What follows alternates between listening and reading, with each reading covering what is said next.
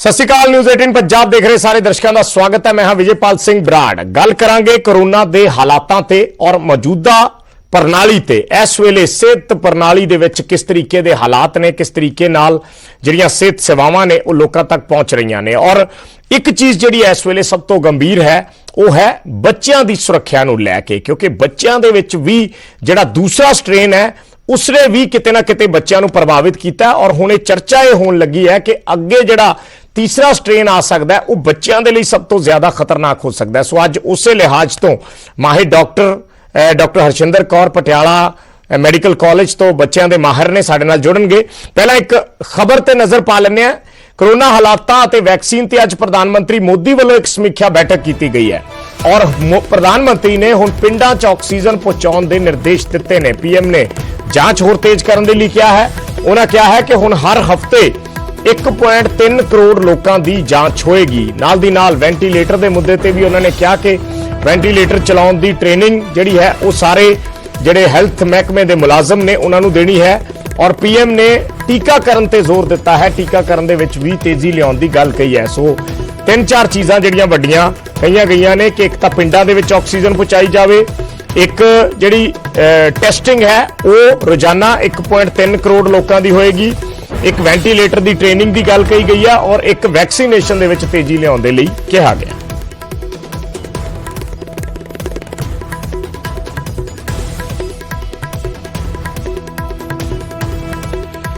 ਤਾਂ ਸਾਡੇ ਨਾਲ ਡਾਕਟਰ ਹਰਸ਼ਿੰਦਰ ਕੌਰ ਜੁੜੇ ਨੇ ਪਟਿਆਲਾ ਮੈਡੀਕਲ ਕਾਲਜ ਤੋਂ, ਬੱਚਿਆਂ ਦੇ ਮਾਹਰ ਨੇ, ਚਾਈਲਡ ਸਪੈਸ਼ਲਿਸਟ ਨੇ। ਮੈਡਮ ਬਹੁਤ-ਬਹੁਤ ਸਵਾਗਤ ਹੈ ਨਿਊਜ਼ 18 ਪੰਜਾਬ ਹਰਿਆਣਾ ਹਿਮਾਚਲ ਦੇ ਵਿੱਚ। ਸਤਿ ਸ਼੍ਰੀ ਅਕਾਲ ਤੇ ਤੁਹਾਡੇ ਰਾਹੀਂ ਜਿੰਨੇ ਵੀ ਸੁਣ ਰਹੇ ਨੇ ਸਾਰਿਆਂ ਨੂੰ ਹੀ ਬਹੁਤ ਨਿੱਘੀ ਸਤਿ ਸ਼੍ਰੀ ਅਕਾਲ। ਅੱਛਾ ਮੈਡਮ, ਮੈਂ ਤੁਹਾਡੇ ਨਾਲ ਤੋਂ ਸਭ ਤੋਂ ਪਹਿਲਾਂ ਇਹੀ ਜਾਨਣਾ ਚਾਹੂੰਗਾ ਕਿ ਬੱਚਿਆਂ ਨੂੰ ਲੈ ਕੇ ਹੁਣ ਬੜੀ ਚਿੰਤਾ ਹੈ ਕਿ ਬੱਚੇ ਜਿਹੜੇ ਨੇ ਉਹ ਦੂਸਰੇ ਸਟ੍ਰੇਨ ਦੇ ਵਿੱਚ ਵੀ ਜਿਹੜੇ ਸ਼ਿਕਾਰ ਹੋ ਰਹੇ ਹੈ। ਦੂਸਰੇ ਸਟ੍ਰੇਨ 'ਚ ਵੀ ਬੱਚਿਆਂ ਨੂੰ ਬਹੁਤ ਸਾਰੇ ਐਸੇ ਸਿੰਪਟਮਸ ਆਏ ਨੇ ਤੇ ਹੁਣ ਅੱਗੇ ਚਿੰਤਾ ਜਿਹੜੀ ਹੈ ਮਾਪਿਆਂ ਦੀ, ਪੇਰੈਂਟਸ ਦੀ, ਉਹ ਇਸ ਕਰਕੇ ਵੱਧ ਗਈ ਹੈ ਕਿ ਆਉਣ ਵਾਲੇ ਸਮੇਂ ਦੇ ਵਿੱਚ ਬੱਚਿਆਂ ਨੂੰ ਹੋਰ ਜ਼ਿਆਦਾ ਇਸ ਦਾ ਇਫੈਕਟ ਹੋ ਸਕਦਾ ਹੈ। ਸੋ ਮੋٹے ਤੌਰ ਤੇ ਮੈਂ ਤੁਹਾਡੇ ਤੋਂ ਜਾਨਣਾ ਚਾਹੂੰਗਾ ਕਿ ਐਕਚੁਅਲ ਸਥਿਤੀ ਇਸ ਵੇਲੇ ਕੀ ਹੈ ਔਰ ਇੱਕ ਘੱਟੋ ਘੱਟ ਲੋਕਾਂ ਦੇ ਵਿੱਚ ਪੈਨਿਕ ਨਾ ਫੈਲੇ, ਇੱਕ ਪ੍ਰੋਪਰ ਜਾਣਕਾਰੀ ਪਹੁੰਚ ਸਕੇ। ਦੇਖੋ ਕਿਉਂਕਿ ਇਸ ਵੇਲੇ ਬਹੁਤ ਵੱਡੀ ਗਿਣਤੀ ਵਿੱਚ ਬੱਚੇ ਕਿਉਂਕਿ ਇਸ ਵੇਲੇ ਉਹਨਾਂ ਨੂੰ ਬਿਮਾਰੀ ਹੋ ਰਹੀ ਹੈ ਤੇ ਉਹਦੇ ਵਿੱਚ ਵੀ ਖਾਸ ਤੌਰ ਤੇ ਜਿਹੜੇ ਕਿ ਗਿਣਤੀ ਦੱਸੀ ਜਾ ਰਹੀ ਹੈ ਉਹ 1 ਲੱਖ ਦੇ ਕਰੀਬ ਜਿਹੜੇ ਨੇ ਬੱਚੇ ਆਲਰੇਡੀ ਇਨਫੈਕਸ਼ਨ ਹੋ ਚੁੱਕੀ ਹੈ ਜਿਨ੍ਹਾਂ ਨੂੰ। ਸੋ ਇਸੇ ਲਈ ਇਸ ਵੇਲੇ ਸਭ ਤੋਂ ਵੱਧ ਲੋੜ ਹੈ ਕਿ ਅਸੀਂ ਇਹ ਸਮਝੀਏ ਕਿ ਜੇ ਬੱਚਿਆਂ ਦੇ ਲੱਛਣ ਨਾ ਪਛਾਣੇ ਤਾਂ ਵੱਡੀ ਗਿਣਤੀ ਮੌਤ ਸਾਡੇ ਸਾਹਮਣੇ ਆ ਸਕਦੀ ਹੈ।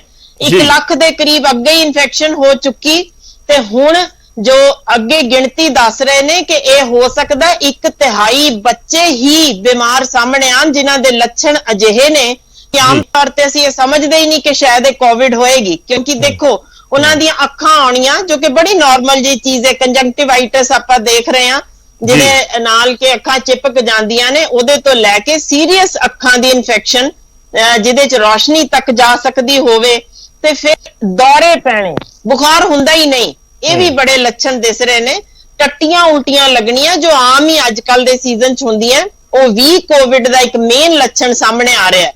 ਇਸੇ ਤਰ੍ਹਾਂ ਕਈ ਵਾਰ ਜੋ ਅਸੀਂ ਦੇਖਦੇ ਹਾਂ ਕਿ ਦਰਦ, ਪੇਟ ਦਰਦ ਆਮ ਜਿਸ ਦੀ ਕਿ ਬੱਚੇ ਧਿਆਨ ਹੀ ਨਹੀਂ ਕਰਦੇ, ਆਪਾਂ ਜਵੈਣ ਵਗੈਰਾ ਹੀ ਖਾ ਲੈਂਦੇ ਹਾਂ, ਉਹ ਵੀ ਇੱਕ ਕਾਰਨ ਸਾਹਮਣੇ ਆ ਰਿਹਾ।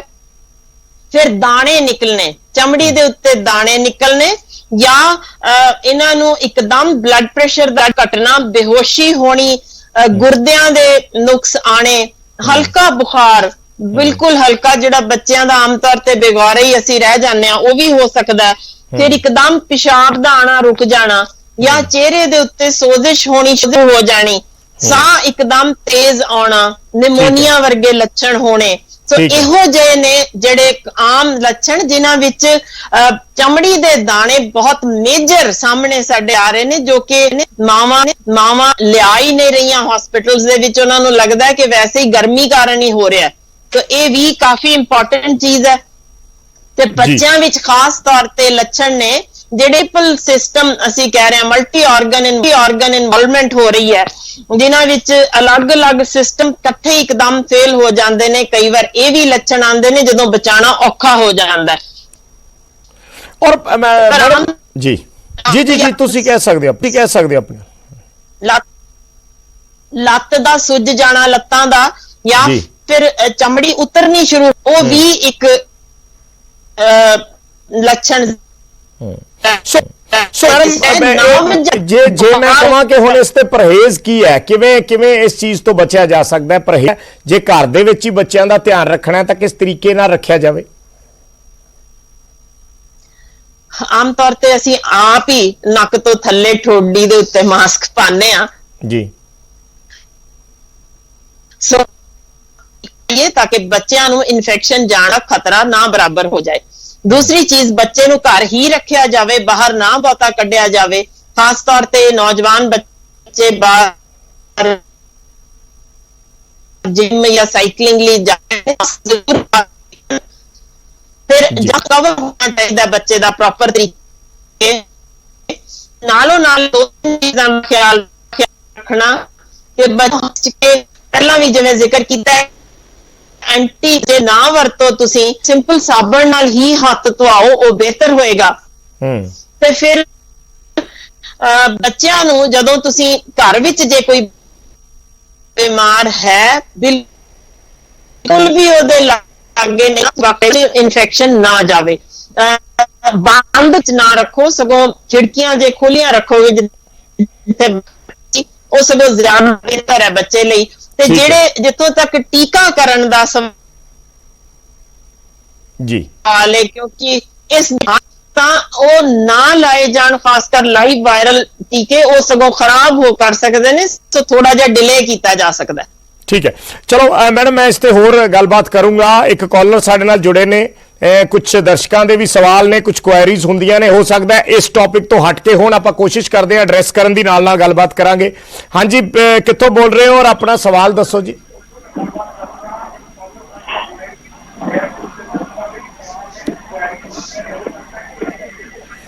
ਕਿੱਥੋਂ ਬੋਲ ਰਹੇ ਹੋ ਜੀ? ਆਪਣਾ ਸਵਾਲ ਦੱਸੋ, ਔਰ ਹੋ ਸਕੇ ਤਾਂ ਆਪਣੇ ਟੀਵੀ ਦੀ ਆਵਾਜ਼ ਬੰਦ ਕਰ ਦਿਓ ਜੀ। ਜੇ ਤੁਸੀਂ ਟੀਵੀ ਸੁਣੋਗੇ ਤਾਂ ਤੁਹਾਨੂੰ ਗੱਲ ਸਮਝ ਨਹੀਂ ਆਉਣੀ। ਮੈਂ ਸੁਰਿੰਦਰ ਕੌਰ ਪਟਿਆਲੇ ਤੋਂ ਬੋਲ ਰਹੀ ਹਾਂ। ਹਾਂਜੀ, ਦੱਸੋ ਜੀ, ਦੱਸੋ ਆਪਣਾ ਸਵਾਲ ਦੱਸੋ ਜੀ। ਮੈਂ ਨਾ ਵੈਕਸ ਦਾ ਟੀਕਾ ਲਗਵਾਇਆ ਸੀਗਾ, ਹਾਂਜੀ, ਤੇ ਦੁਬਾਰਾ ਸਾਨੂੰ ਕੋਈ ਮੈਸੇਜ ਨਹੀਂ ਆਇਆ, ਕੁਝ ਨਹੀਂ ਹੋਇਆ। ਤੇ 11 ਅਪ੍ਰੈਲ ਨੂੰ ਆਇਆ ਸੀ। ਸਾਨੂੰ ਡਰ ਲੱਗਦਾ ਕਿ ਦੂਸਰੀ ਡੋਜ਼ ਨਾ ਮਿਲੀ ਤੇ ਸ਼ਾਇਦ ਕੋਈ ਖਰਾਬੀ ਨਾ ਹੋਵੇ। ਮੈਡਮ ਸਵਾਲ ਸੁਣਿਆ ਤੁਹਾਨੂੰ? ਨਹੀਂ ਜੀ, ਸਵਾਲ ਨਹੀਂ ਸੁਣਿਆ। ਐਕਚੁਅਲੀ ਇਹਨਾਂ ਨੇ 11 ਅਪ੍ਰੈਲ ਨੂੰ ਵੈਕਸੀਨ ਲਗਵਾਈ ਸੀ, ਉਸ ਤੋਂ ਬਾਅਦ ਹਾਲੇ ਤੱਕ ਦੂਸਰੀ ਡੋਜ਼ ਨਹੀਂ ਲਗਵਾਈ। ਉਹ ਕਹਿੰਦੇ ਸਾਨੂੰ ਡਰ ਲੱਗਦਾ ਕਿ ਕਿਤੇ ਦੂਸਰੀ ਡੋਜ਼ ਮਿਲੇ ਹੀ ਨਾ, ਕਦੋਂ ਤੱਕ ਲਗਵਾ ਸਕਦੇ ਆ? ਦੇਖੋ, ਆਈਡੀਅਲ ਜੋ ਪਹਿਲਾਂ ਕਿਹਾ ਗਿਆ ਸੀ, ਉਹ ਕਿਹਾ ਗਿਆ ਸੀਗਾ ਕਿ ਮਹੀਨੇ ਬਾਅਦ ਲੱਗੇ। ਫਿਰ ਹੌਲੀ ਹੌਲੀ ਉਹਦੀ ਜੋ ਖੋਜ ਦੱਸਿਆ ਜਿਸਨੇ ਕਿ 6 ਤੋਂ 8 ਹਫ਼ਤਿਆਂ ਦੇ ਗੈਪ ਤੇ ਜ਼ਿਆਦਾ ਅਸਰਦਾਰ ਹੈ। ਹੁਣ ਕੁਝ ਕੁ ਜੋ ਸਵਾਲ ਬੜੀ ਵੱਡੀ ਪੱਧਰ ਤੇ ਉੱਠ ਰਹੇ ਨੇ ਕਿ ਵੈਕਸੀਨ ਦੀ ਕਮੀ ਖਾਤਰ ਤੇ ਸਾਰਿਆਂ ਨੂੰ ਸਿੰਗਲ ਡੋਜ਼ ਦੀ ਕਵਰ ਹੋ ਜਾਵੇ, ਉਸ ਖਾਤਰ ਇਸ ਵੇਲੇ ਇਹਨਾਂ ਨੇ ਹੋਰ ਲੇਟ ਕਰ ਦਿੱਤਾ 3 ਤੋਂ 4 ਮਹੀਨੇ। ਪਰ ਜੋ ਆਈਡੀਅਲ ਇੰਟਰਨੈਸ਼ਨਲ ਲੈਵਲ ਤੇ ਜੋ ਗੱਲ ਚੱਲ ਰਹੀ ਹੈ, ਉਹ ਅਜੇ ਵੀ 2 ਮਹੀਨੇ ਹੀ ਦੱਸ ਰਹੇ ਨੇ। ਸੋ ਤੁਸੀਂ ਜੇ ਲੱਗ ਸਕਦੀ ਹੈ 2 ਮਹੀਨੇ ਦੇ ਅੰਦਰ ਅੰਦਰ ਤੁਸੀਂ ਲਵਾ ਲਵੋ, ਉਹ ਅਸਰਦਾਰ ਜ਼ਿਆਦਾ ਹੋਏਗੀ। ਠੀਕ ਹੈ, ਠੀਕ ਹੈ। ਚਲੋ ਮੈਡਮ, ਸਵਾਲ ਆਪਾਂ ਲੈਂਦੇ ਰਵਾਂਗੇ। ਮੈਂ ਜਿਹੜੀ ਗੱਲ ਤੁਹਾਡੇ ਨਾਲ ਕਰ ਰਿਹਾ ਸੀ ਬੱਚਿਆਂ ਤੇ, ਕਿਉਂਕਿ ਉਸ ਤੇ ਜਾਣਕਾਰੀ ਬੜੀ ਜ਼ਰੂਰੀ ਹੈ। ਇਸ ਤਰੀਕੇ ਦੀਆਂ ਕੁਐਰੀਜ਼ ਤੇ ਆਉਂਦੀਆਂ ਰਹਿੰਦੀਆਂ ਕਿ ਮੈਨੂੰ ਕੋਵਿਡ ਹੋ ਗਿਆ ਜੀ, ਮੈਂ ਕੀ ਕਰਾਂ। ਇਹ ਇੱਕ ਨਾਰਮਲ ਪ੍ਰੈਕਟਿਸ ਹੈ। ਬੱਚਿਆਂ ਨੂੰ ਲੈ ਕੇ ਕਿਸ ਤਰੀਕੇ ਦੀ ਤਿਆਰੀ ਦੀ ਜ਼ਰੂਰਤ ਹੈ? ਕਿਉਂਕਿ ਹੁਣ ਜੇ ਅੱਜ ਆਪਾਂ ਗੱਲ ਕਰ ਰਹੇ ਹਾਂ ਕਿ ਤੀਸਰੀ ਵੇਵ ਆਉਣ ਵਾਲੀ ਹੈ, ਅੱਜ ਆਪਾਂ ਇਸ ਗੱਲ ਤੇ ਵੀ ਬੈਠੇ ਰੋ ਰਹੇ ਹਾਂ ਕਿ ਜਦੋਂ ਪਹਿਲੀ ਵੇਵ ਸੀਗੀ ਉਸ ਵੇਲੇ ਆਪਾਂ ਤਿਆਰੀ ਨਹੀਂ ਕੀਤੀ ਤਾਂ ਕਿ ਦੂਜੀ ਵੇਵ ਤੱਕ ਪਹੁੰਚਦੇ ਐਡੀ ਬੁਰੀ ਹਾਲਤ ਹੋ ਗਈ ਸਾਡੀ। ਸੋ ਹੁਣ ਜੇ ਸਾਨੂੰ ਇਸ ਚੀਜ਼ ਦੇ ਅੰਦੇਸ਼ੇ ਨੇ ਕਿ ਕੱਲ ਨੂੰ ਆਉਣ ਵਾਲਾ ਟਾਈਮ ਬੱਚਿਆਂ ਦੇ ਲਈ ਘਾਤਕ ਹੋ ਸਕਦਾ ਹੈ, ਤਾਂ ਤੁਹਾਡੇ ਹਿਸਾਬ ਨਾਲ ਕਿਸ ਤਰੀਕੇ ਦੀ ਤਿਆਰੀ ਦੀ ਲੋੜ ਹੈ? ਤੁਸੀਂ ਚਾਈਲਡ ਸਪੈਸ਼ਲਿਸਟ ਹੋ, ਗਰਾਊਂਡ ਲੈਵਲ ਤੇ ਚੀਜ਼ਾਂ ਨੂੰ ਦੇਖਦੇ ਹੋ, ਜ਼ਿਆਦਾ ਚੰਗੀ ਤਰ੍ਹਾਂ ਉਸ ਨੂੰ ਐਡਰੈਸ ਕਰ ਸਕਦੇ ਹੋ। ਹਾਂ, ਦੇਖੋ, ਅੱਜ ਦੇ ਦਿਨ ਜੋ ਭਾਰਤ ਦੇ ਵਿੱਚ ਲੋੜ ਹੈ, ਜੋ ਕਿ ਸਾਡੇ ਇਸ ਵੇਲੇ ਨੈਸ਼ਨਲ ਲੈਵਲ ਤੇ ਵੀ ਇਸ ਚੀਜ਼ ਬਾਰੇ ਗੱਲ ਹੋ ਚੁੱਕੀ ਕਿ 2 ਲੱਖ ਘੱਟੋ ਘੱਟ ਗਾਇਨੀ ਦੇ ਆਬਸਟੈਟ੍ਰਿਕਸ ਦੇ ਸਪੈਸ਼ਲਿਸਟ ਤੇ 2 ਲੱਖ ਹੀ ਬੱਚਿਆਂ ਦੇ ਸਪੈਸ਼ਲਿਸਟ ਚਾਹੀਦੇ ਹੋਣਗੇ ਸਾਡੀ ਜੋ ਅਗਲੀ ਵੇਵ ਆਉਣ ਵਾਲੀ ਹੈ। ਸਾਡੇ ਕੋਲ ਸਿਰਫ 50,000 ਤੋਂ ਵੀ ਘੱਟ ਨੇ। ਇਸ ਵੇਲੇ ਸਮਝ ਸਕਦੇ ਹਾਂ ਕਿ ਪਹਿਲਾਂ ਤਾਂ ਡਾਕਟਰਾਂ ਦੀ ਘਾਟ ਹੀ ਸਾਨੂੰ ਬਹੁਤ ਵੱਡੀ ਖਲੇਗੀ। ਦੂਸਰੀ ਚੀਜ਼, ਅਸੀਂ ਪਹਿਲੀ ਵੇਵ ਤੋਂ ਹੀ ਨਹੀਂ ਸੀ ਸਮਝੇ, ਸਾਡੇ ਸਾਹਮਣੇ ਆਕਸੀਜਨ ਦੇ ਨਾਲ ਵੀ, ਉਸ ਤੋਂ ਕਮੀ ਤੋਂ ਨਾਲ ਵੀ ਮਰੇ, ਤੇ ਫਿਰ ਸਾਡੇ ਕੋਲ ਹਸਪੀਟਲਸ ਨਹੀਂ ਸਨ, ਬੈੱਡ ਨਹੀਂ ਸਨ। ਤੇ ਤੁਸੀਂ ਹੈਰਾਨ ਹੋਗੇ ਜੇ ਮੈਂ ਦੱਸਾਂ ਕਿ ਇਸ ਵੇਲੇ ਨਿੱਕੂ ਜਾਂ ਪੀਕੂ, ਜਿਹਨੂੰ ਪੀਡੀਆਟ੍ਰਿਕ ਇੰਟੈਂਸਿਵ ਕੇਅਰ ਯੂਨਿਟ ਜਾਂ ਨਿਓਨੇਟਲ ਇੰਟੈਂਸਿਵ ਕੇਅਰ ਯੂਨਿਟ ਦਾ ਇੱਕ ਵੀ ਸੈਂਟਰ ਕੋਵਿਡ ਵਾਸਤੇ ਸਪੈਸ਼ਲ ਨਹੀਂ ਖੋਲਿਆ ਗਿਆ। ਤੇ ਜੇ ਇਹ ਇੱਕਦਮ ਢੇਰ ਲੱਗ ਗਿਆ, ਤੁਸੀਂ ਅੰਦਾਜ਼ਾ ਲਾ ਸਕਦੇ ਹੋ ਹਰ ਘਰ ਵਿੱਚ ਕਿਵੇਂ ਬੱਚਿਆਂ ਦੇ ਸੱਥਰ ਵਿਛਣਗੇ, ਉਹ ਨਹੀਂ ਦੇਖੇ ਜਾਣੇ। ਇਸ ਵੇਲੇ ਲੋੜ ਹੈ ਤੇ ਜਿਹਦੇ ਲਈ ਜਿਵੇਂ ਪਿਛਲੀ ਵਾਰ ਤੁਹਾਡੇ ਪ੍ਰੋਗਰਾਮ ਦਾ, ਕਿਉਂਕਿ ਬੜੀ ਜਲਦੀ ਇਹਦਾ ਲਿਆ ਜਾਂਦਾ ਅਸਰ, ਇਹਦਾ ਛੇਤੀ ਹੁੰਦਾ, ਮੈਂ ਉਸੇ ਤਰ੍ਹਾਂ ਹੀ ਕਹਿਣਾ ਚਾਹੁੰਦੀ ਅੱਜ ਵੀ ਬਿਨਾਂ ਪੈਸੇ ਖਰਚਿਆਂ ਥੋੜਾ ਜਿਹਾ ਧਿਆਨ ਧਾਰਮਿਕ ਥਾਵਾਂ ਵੱਲ ਜਾਣ ਨਾਲੋਂ ਅਸੀਂ ਉਧਰ ਸ਼ੁਰੂ ਕਰੀਏ ਕਿ ਵਰਲਡ ਲੈਵਲ ਹਸਪੀਟਲਸ ਦੀ ਸਾਨੂੰ ਲੋੜ ਹੈ। ਸਿਰਫ ਇੱਕ IAS ਸਾਡੇ ਜਿਹੜੇ ਕਿ ਆਨਲਾਈਨ ਕੰਮ ਕਰ ਰਹੇ ਨੇ, ਜੋ ਆਪਣਾ ਡਰਾਈਵਰ ਛਾਣੀ ਗੱਡੀ ਛੱਡ ਦੇਣ, ਉਹਦਾ ਪੈਟਰੋਲ ਛੱਡ ਦੇਣ, ਜੇ ਇੰਨਾ ਕਿ ਅਸੀਂ ਪੰਜਾਬ ਅੱਗੇ ਹੀ ਕਰਜ਼ਾਈਏ, ਇੰਨੀ ਕੁ ਵੀ ਚੀਜ਼ ਉਹ ਛੱਡ ਸਕਦੇ ਹੋਣ ਤਾਂ ਹਰ ਜ਼ਿਲ੍ਹੇ ਵਿੱਚ 10-10 ਐਂਬੂਲੈਂਸਾਂ ਫ੍ਰੀ ਅਸੀਂ ਮਿਲ ਸਕਦੀਆਂ ਨੇ, ਵਰਲਡ ਕਲਾਸ, ਜਿਹੜੀਆਂ ਜਾਨਾਂ ਬਚਾ ਸਕਦੀਆਂ ਨੇ, ਤੇ ਇੱਕ ਧੇਲਾ ਵੀ ਨਹੀਂ ਖਰਚਿਆ ਜਾਣਾ। ਤੇ ਇਹ ਸਾਰਾ ਮੇਰਾ ਖਿਆਲ ਹੈ ਜਿਹੜੇ ਪੰਜਾਬ ਦੇ ਵਿੱਚੋਂ ਆਪਣੀ ਕਮਾਈ ਕਰ ਰਹੇ ਹੋਣ, ਪੰਜਾਬ ਦੀ ਬਿਹਤਰੀ ਲਈ ਜੇ ਬੈਠੇ ਨੇ, ਇੰਨਾ ਕੁ ਕੰਮ ਉਹ ਜ਼ਰੂਰ ਕਰ ਸਕਦੇ ਨੇ ਕਿ ਇਸ ਮੌਕੇ ਦੌਰਾਨ ਉਹ ਆਪਣਾ ਇੰਨਾ ਕੁਝ ਛੱਡ ਦੇਣ। ਫਿਰ ਇਸੇ ਦੇ ਨਾਲ ਇੱਕ ਹੋਰ ਬਹੁਤ ਇੰਪੋਰਟੈਂਟ ਚੀਜ਼ ਜਿਸ ਦੇ ਨਾਲ ਸਾਨੂੰ ਕਿਉਂਕਿ ਇਹ ਵਾਰਡਸ ਦੀ ਸਾਨੂੰ ਲੋੜ ਹੈ, ਇਸੇ ਕਰਕੇ ਇਸ ਵੇਲੇ ਡਿਸਟ੍ਰਿਕਟ ਲੈਵਲ ਜੋ ਹਸਪੀਟਲਸ ਨੇ ਉਹਨਾਂ ਨੂੰ ਸਾਨੂੰ ਸਟਰੋਂਗ ਕਰਨਾ ਪਏਗਾ। MBBS ਦੀਆਂ ਸੀਟਾਂ ਵੀ ਵਧਾਣੀਆਂ ਪੈਣੀਆਂ, ਡਾਕਟਰਾਂ ਦੀ ਕਮੀ ਜਿਹੜੀ ਦੂਰ ਹੋਵੇ। MD ਦੀਆਂ ਸੀਟਾਂ ਵਧਾਉਣ ਦੀ ਲੋੜ ਹੈ, ਜੋ ਕਿ ਸਾਡੇ ਮੈਡੀਕਲ ਕਾਲਜ ਸਗੋਂ ਬੰਦ ਹੋ ਗਏ ਨੇ ਸੂਬੇ ਦੇ, ਇਹ ਖੋਲਣ ਦੀ ਲੋੜ ਹੈ। ਤੇ ਸਭ ਤੋਂ ਵੱਧ ਲੋੜ ਹੈ ਸਟਾਫ ਨਰਸਾਂ ਦੀ, ਬਿਲਕੁਲ ਧਿਆਨ ਨਹੀਂ ਕੀਤਾ ਜਾ ਰਿਹਾ। ਅਸੀਂ 11-11 12-12 ਡਾਕਟਰ ਜ਼ਰੂਰ ਖੜੇ ਕਰ ਦਿੰਨੇ ਆ, ਜਦ ਕਿ ਇੰਟਰਨੈਸ਼ਨਲ ਲੈਵਲ ਤੇ ਹੋਵੇ ਭਾਵੇਂ ਨੈਸ਼ਨਲ ਲੈਵਲ ਤੇ ਜੀ ਇੰਟੈਂਸਿਵ ਕੇਅਰ ਵਿੱਚ ਹਰ ਦੋ ਮਰੀਜ਼ਾਂ ਪਿੱਛੇ ਇੱਕ ਨਰਸ ਚਾਹੀਦੀ ਹੁੰਦੀ ਹੈ। ਸਾਡੇ ਕੋਲ ਇਸ ਵੇਲੇ ਅਸੀਂ 50-50 ਪਿੱਛੇ ਇੱਕ ਖੜੀ ਕਰ ਰਹੇ ਹਾਂ, ਜਿਸ ਕਰਕੇ ਨਤੀਜਾ ਤੁਹਾਡੇ ਸਾਹਮਣੇ ਹੈ ਕੀ ਹੋ ਰਿਹਾ। ਸੋ ਇਹ ਗ੍ਰਾਸ ਰੂਟ ਲੈਵਲ ਵਰਕ ਜੋ ਕਰਨ ਵਾਲਾ ਅਸੀਂ ਉੱਥੇ ਧਿਆਨ ਨਹੀਂ ਦੇ ਰਹੇ। ਤੁਰੰਤ ਲੋੜੇ ਸਾਡੇ ਕੋਲ ਬਹੁਤ ਸਾਰੇ ਨਰਸਿੰਗ ਇੰਸਟੀਚਿਊਟਸ ਨੇ, ਬੇਕਾਰ ਬੈਠੀਆਂ ਸਾਡੀਆਂ ਉਹ ਬੱਚੀਆਂ, ਉਹਨਾਂ ਨੂੰ ਤੁਰੰਤ ਇਸ ਪਾਸੇ ਟ੍ਰੇਨਿੰਗ ਦੇ ਕੇ ਲਾਉਣ ਦੀ ਲੋੜ ਹੈ। ਅਸੀਂ ਤੁਹਾਡੇ ਜਿਹੜੇ ਵਿਚਾਰ ਨੇ ਮੈਡਮ ਉਹਨਾਂ ਨੂੰ ਐਪਰੀਸ਼ੀਏਟ ਜ਼ਰੂਰ ਕਰਦੇ ਹਾਂ, ਕਿਉਂਕਿ ਤੁਸੀਂ ਇੱਕ ਬੇਬਾਕੀ ਨਾਲ ਗੱਲ ਬੋਲਦੇ ਹੋ। ਇਸ ਵੇਲੇ ਜਿਹੜੀ ਸਿਸਟਮ ਦੇ ਵਿੱਚ ਜ਼ਰੂਰਤ ਹੈ, ਜੇ ਪਹਿਲਾਂ ਹੀ ਉਸ ਤੇ ਜ਼ਿਕਰ ਨਾ ਕਰਾਂਗੇ ਤਾਂ ਫਿਰ ਬਾਅਦ ਦੇ ਵਿੱਚ ਅਸੀਂ ਦੇਖੀ ਜਾਵਾਂਗੇ ਕਿ ਸਾਡੇ ਕੋਲ ਆਹ ਹੈ ਨਹੀਂ, ਬੁਰਾ ਹਾਲ ਹੋ ਗਿਆ। ਔਰ ਉਸੇ ਤਰੀਕੇ ਨਾਲ, ਔਰ ਖਾਸ ਤੌਰ ਤੇ ਕਿਉਂਕਿ ਜਿਹੜੀ ਬੱਚਿਆਂ ਦੀ ਆਪਾਂ ਗੱਲ ਕਰ ਰਹੇ ਹਾਂ, ਉਹ ਸਭ ਤੋਂ ਜ਼ਿਆਦਾ ਜ਼ਰੂਰੀ ਹੈ ਇਸ ਵੇਲੇ ਕੱਲ ਨੂੰ ਸੰਭਾਲਣਾ, ਕਿਉਂਕਿ ਵੱਡੇ ਨੂੰ ਤੇ ਆਪਾਂ ਫਿਰ ਵੀ ਸਮਝਾ ਸਕਦੇ ਹਾਂ ਵੀ ਇਹਤਿਆਤ ਰੱਖੋ, ਪਰ ਬੱਚਿਆਂ ਨੂੰ ਬਹੁਤ ਮੁਸ਼ਕਿਲ ਹੈ। ਜੇ ਵਾਕਈ ਇਹ ਗੱਲ ਜਿਹੜੀ ਤੁਸੀਂ ਕਹਿ ਰਹੇ ਹੋ, ਜੇ ਆਉਣ ਵਾਲੇ ਟਾਈਮ ਦੇ ਵਿੱਚ ਇਸ ਤਰੀਕੇ ਨਾਲ ਵੇਵ ਆ ਗਈ ਤਾਂ ਫਿਰ ਵਾਕਈ ਕੰਟਰੋਲ ਨਹੀਂ ਹੋਣਾ, ਇਸ ਦੇ ਵਿੱਚ ਕੋਈ ਦੋ ਰਾਏ ਨਹੀਂ ਹੈ।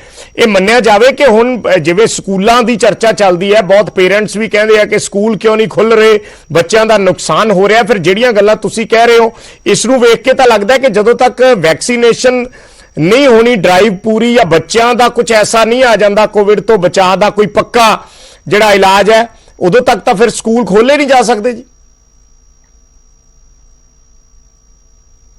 ਇਸ ਵੇਲੇ ਆਪਾਂ ਜ਼ਿਆਦਾ ਜ਼ਰੂਰੀ ਜਾਨ ਬਚਾਉਣ ਦੀ ਗੱਲ ਹੈ। ਜੇ ਹੁਣ ਜਦੋਂ ਕਿ ਕਰੋਨਾ ਵੇਲੇ ਜੇ ਅਸੀਂ ਸਕੂਲ ਖੋਲ ਦੇਾਂਗੇ ਤਾਂ ਬਹੁਤ ਭਾਰੀ ਹੈ। ਹਾਲਾਂਕਿ ਅਜੇ ਤੱਕ ਬਹੁਤ ਕੇਸਿਸ ਬੱਚਿਆਂ 'ਚ ਨਹੀਂ ਆਏ, ਪਰ ਕਾਫੀ, ਜਿਵੇਂ ਮੈਂ ਦੱਸਿਆ, ਜੇ 20 ਘਰ 'ਚ ਕਿਉਂ ਜਾਵੇ ਕਿਸੇ ਦਾ ਬੱਚਾ। ਸੋ ਆਨਲਾਈਨ ਹਾਲ ਦੀ ਘੜੀ ਚੱਲਣਾ ਚਾਹੀਦਾ। ਪਰ ਜਿੰਨੇ ਵੀ ਇਸ ਵੇਲੇ ਟੌਪ ਮੋਸਟ ਜੋ ਡਾਕਟਰਸ ਨੇ, ਸਭ ਦਾ ਇਹੋ ਸੋਚ ਉਹਨਾਂ ਦੀ ਹੈ ਕਿ ਆਉਣ ਵਾਲੇ ਸਮੇਂ 'ਚ ਤੀਜੀ ਵੇਵ ਆਉਣੀ ਹੈ, ਜਿਸ ਵਿੱਚ ਅਸੀਂ ਸਮਝ ਰਹੇ ਹਾਂ ਜ਼ਿਆਦਾ ਇਸ ਤੋਂ ਵੀ ਖਤਰਨਾਕ ਹੋਣੀ ਹੈ ਜੀ।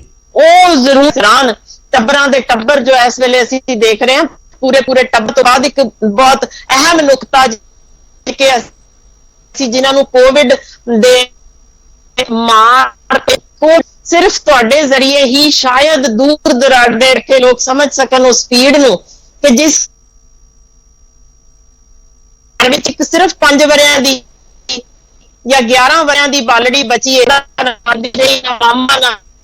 ਇਹ ਆਰਫਨਸ ਦੀ ਗਿਣਤੀ ਦਿਨੋਂ ਦਿਨ ਵੱਧ ਰਹੀ ਹੈ, ਬੇਟੀਆਂ ਖਰਾਬ ਹੋਣੀਆਂ ਸ਼ੁਰੂ ਹੋ ਗਈਆਂ ਨੇ, ਗਾਇਬ ਹੋ ਰਹੀਆਂ ਨੇ, ਜਿਹਨਾਂ ਬਹੁਤ ਇੰਪੋਰਟੈਂਟ ਮੁੱਦਾ ਹੈ ਇਸ ਵੇਲੇ। ਜਿੰਨੇ ਸੰਸਥਾਵਾਂ ਨੇ ਉਹਨਾਂ ਜ਼ਰੂਰ ਆਪਣੇ ਦਰਵਾਜ਼ੇ ਖੋਲਣੇ ਚਾਹੀਦੇ ਨੇ ਇਹਨਾਂ ਬੱਚਿਆਂ ਨੂੰ ਸਾਂਭਣ ਲਈ। ਇਹ ਬਹੁਤ ਸਾਡਾ ਇਸ ਵੇਲੇ ਅਹਿਮ ਇੱਕ ਨੁਕਤਾ ਰਹਿ ਗਿਆ ਜੇ, ਜਿਹੜਾ ਦੇਖਣ ਦੀ ਲੋੜ ਹੈ। ਇੱਕ ਕਾਲਰ ਹੋਰ ਜੁੜੇ ਨੇ ਜੀ, ਇੱਕ ਕਾਲ ਹੋਰ ਲੈ ਲੈਣੇ ਆ। ਹਾਂਜੀ, ਕਿੱਥੋਂ ਬੋਲ ਰਹੇ ਹੋ ਜੀ ਔਰ ਕੀ ਸਵਾਲ ਕੀ ਹੈ ਆਪਣਾ? ਸਰ ਨੰਗਲ ਤੋਂ ਬੋਲਦੇ, ਰਾਜੇਸ਼ ਬੋਲਦੇ ਨੰਗਲ ਤੋਂ। ਹਾਂਜੀ ਸਰ ਜੀ, ਮੈਂ ਕੋਵਿਡ ਦਾ ਟੀਕਾ ਪਹਿਲਾਂ ਮੇਰੀ ਵਾਈਫ ਨਾਲ ਮੈਂ ਲਵਾ ਚੁੱਕਿਆ ਜੀ, ਤੇ ਸਾਡੀ ਖਾਂਸੀ ਨਹੀਂ ਹਟੀ, 15-20 ਦਿਨ ਹੋ ਗਏ ਖਾਂਸੀ ਦੇ, ਬੜੇ ਪਰੇਸ਼ਾਨ ਹੋਏ, ਖਾਂਸੀ ਗਲਾ ਨਹੀਂ ਹਟਦਾ। ਹੈਲੋ, ਤੁਸੀਂ ਆਪਣਾ ਟੈਸਟ ਕਰਵਾਓ ਜੀ। ਕੋਈ ਕੋਵਿਡ ਦਾ ਸਾਡੇ ਨਹੀਂ ਆਇਆ, ਸਿੰਪਟਮ ਨਹੀਂ ਆਇਆ। ਨਹੀਂ, ਜੇ ਤੁਹਾਨੂੰ ਖਾਂਸੀ ਹੈ, ਗਲਾ ਖਰਾਬ ਹੈ, ਤੇ ਕੋਵਿਡ ਦੇ ਆਲਰੇਡੀ ਸਿੰਪਟਮ ਨੇ ਨਾ, ਤੁਸੀਂ ਟੈਸਟ ਕਰਵਾਓ ਸਭ ਤੋਂ ਪਹਿਲੇ। ਉਹ ਤਾਂ ਟੈਸਟ ਕਰਾ ਚੁੱਕੇ, 2 ਵਾਰ ਟੈਸਟ ਕਰਾ, ਕੋਈ ਉਸ ਵਿੱਚ ਨਹੀਂ ਆਇਆ ਕੋਵਿਡ ਦਾ ਸਿੰਪਟਮ, ਨੈਗੇਟਿਵ ਆਇਆ। ਜੀ ਇਸ ਵੇਲੇ ਮੈਂ ਦੱਸਣਾ ਚਾਹਾਂਗੀ, ਜੋ ਇਹ ਕਹਿ ਰਹੇ ਨੇ ਖਾਂਸੀ ਦੇ ਹੋਰ ਵੀ ਬਹੁਤ ਕਾਰਨ ਨੇ। ਬਦਲਦਾ ਮੌਸਮ ਹੈ ਜੀ, ਕਟਾਈ ਵੀ ਹੋਈ ਹੈ, ਸੋ ਇਸ ਵੇਲੇ ਐਸਥਮਾ ਜਾਂ ਦੇ ਵੀ ਅਲੱਗ ਫਲੂ ਵੀ ਆ ਰਿਹਾ ਜੋ ਇਹਦੇ ਨਹੀਂ ਹੈ। ਸੋ ਦਮੇ ਦੇ ਕੇਸ ਇਹ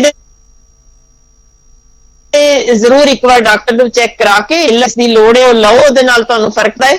ਇਹ ਜ਼ਰੂਰੀ ਜੇ ਇਸ ਵੇਲੇ ਚੈੱਕ ਕਰੋ, ਸਿਰਫ ਇਹੀ ਨਹੀਂ। ਸੋ ਨਾਲ ਲੇਟ ਕਰਾਇਓ ਦਾ ਵਾਸਤਾ ਜੇ, ਉਹ ਜ਼ਰੂਰ ਜੇ ਤੁਸੀਂ ਲਵਾਇਆ 1.5 ਮਹੀਨੇ ਦੇ ਬਾਅਦ ਜਾਂ 2 ਮਹੀਨੇ ਬਾਅਦ ਜ਼ਰੂਰ ਲਵਾਉਣ ਦੀ ਕੋਸ਼ਿਸ਼। ਮੈਡਮ ਜਿਹੜੀ ਵੈਕਸੀਨੇਸ਼ਨ ਦੀ ਆਪਾਂ ਗੱਲ ਕਰ ਰਹੇ ਹਾਂ, ਹੁਣ ਤੇ ਵੈਸੇ ਹੀ 12 ਹਫ਼ਤੇ ਬਾਅਦ ਕਰਤਾ, ਤਾਂ ਹੁਣ ਉਹ ਤਾਂ ਜੇ 12 ਹਫ਼ਤੇ ਤੋਂ ਪਹਿਲਾਂ ਜੇ ਕਿਸੇ ਦੇ ਲਾਉਣਾ ਹੀ ਨਹੀਂ, ਗਵਰਨਮੈਂਟ ਨਹੀਂ ਕਰਤਾ, ਤਾਂ ਫਿਰ ਆਪਾਂ ਪਹਿਲਾਂ ਕਿਵੇਂ ਲਵਾ ਸਕਦੇ ਹਾਂ? ਤੁਸੀਂ ਸਮਝਦੇ ਹੋ ਠੀਕ ਹੈ 12 ਹਫ਼ਤੇ? ਹਾਲਾਂਕਿ ਭਾਵੇਂ ਗਵਰਨਮੈਂਟ ਦਾ ਅਨਾਉਂਸਮੈਂਟ ਕੀਤੀ ਹੋਈ, ਪਰ ਅਜੇ ਵੀ ਤੁਸੀਂ ਫੋਨਾਂ ਤੇ ਦੇਖੋਗੇ ਮੈਸੇਜ ਅਜੇ ਵੀ ਮਹੀਨੇ ਬਾਅਦ ਮੈਸੇਜ ਤੇ ਹਲੇ ਵੀ ਮਹੀਨੇ, ਉਹ ਤਾਂ ਚੇਂਜ ਨਹੀਂ ਕੀਤਾ ਜੀ। ਹਾਂ, ਉਹਦੇ ਚ ਉਹਨਾਂ ਨੇ ਚੇਂਜ ਨਹੀਂ ਕੀਤਾ, ਜਿਹੜਾ ਸਰਟੀਫਿਕੇਟ ਦਿੰਦੇ ਆ ਉਸ ਚ ਮਹੀਨੇ ਬਾਅਦ ਹੀ ਲਿਖਿਆ, 4 ਤੋਂ 6 ਹਫ਼ਤਿਆਂ ਦੇ ਵਿੱਚ। ਜੀ ਇਹ ਕਾਲ ਵੀ ਆ ਜਾਂਦੀ ਹੈ ਮਹੀਨੇ ਬਾਅਦ ਲਵਾਓ ਜੀ, ਮੈਸੇਜ ਆਣੇ ਸ਼ੁਰੂ ਹੋ। ਚਲੋ ਠੀਕ ਹੈ ਮੈਡਮ, ਧੰਨਵਾਦ, ਤੁਸੀਂ ਸਾਡੇ ਨਾਲ ਜੁੜੇ। ਕਾਫੀ ਗੱਲਾਂ ਬਾਤਾਂ ਦਰਸ਼ਕਾਂ ਨੂੰ ਵੀ ਕਲੀਅਰ ਹੋਈਆਂ ਹੋਣਗੀਆਂ, ਔਰ ਸਭ ਤੋਂ ਜ਼ਰੂਰੀ ਜਿਹੜਾ ਹੁਣ ਤਿਆਰੀ ਕਰਨ ਦੀ ਗੱਲ ਤੁਸੀਂ ਕਹੀ ਹੈ ਕਿ ਬੱਚਿਆਂ ਦੇ ਵਿੱਚ ਕੱਲ ਨੂੰ ਉਸ ਵੇਵ ਨੂੰ ਪਹਿਲਾਂ ਹੀ ਅਸੀਂ ਉਸ ਦੇ ਲਈ ਅਲਰਟ ਹੋ ਜਾਈਏ, ਤਿਆਰ ਰਹੀਏ, ਕਿਉਂਕਿ ਕੱਲ ਨੂੰ ਬੱਚਿਆਂ ਦਾ ਕਿਸੇ ਤਰ੍ਹਾਂ ਦਾ ਕੋਈ ਨੁਕਸਾਨ ਨਾ ਹੋਵੇ। ਇਸ ਕਰਕੇ ਬਹੁਤ ਅਲਰਟ ਹੋਣ ਦੀ ਔਰ ਸਰਕਾਰਾਂ ਨੂੰ ਵੀ ਇਸ ਤੇ ਧਿਆਨ ਦੇਣ ਦੀ ਲੋੜ ਹੈ। ਬਹੁਤ ਬਹੁਤ ਧੰਨਵਾਦ ਮੈਡਮ, ਤੁਸੀਂ ਸਾਡੇ ਨਾਲ ਜੁੜੇ, ਸਮਾਂ ਕੱਢਿਆ, ਗੱਲਬਾਤ ਕੀਤੀ। ਇੱਕ ਛੋਟਾ ਜਿਹਾ ਕਮਰਸ਼ੀਅਲ ਬ੍ਰੇਕ ਅਸੀਂ ਲੈਣਾ, ਜਲਦ ਵਾਪਸ ਆਉਂਦੇ।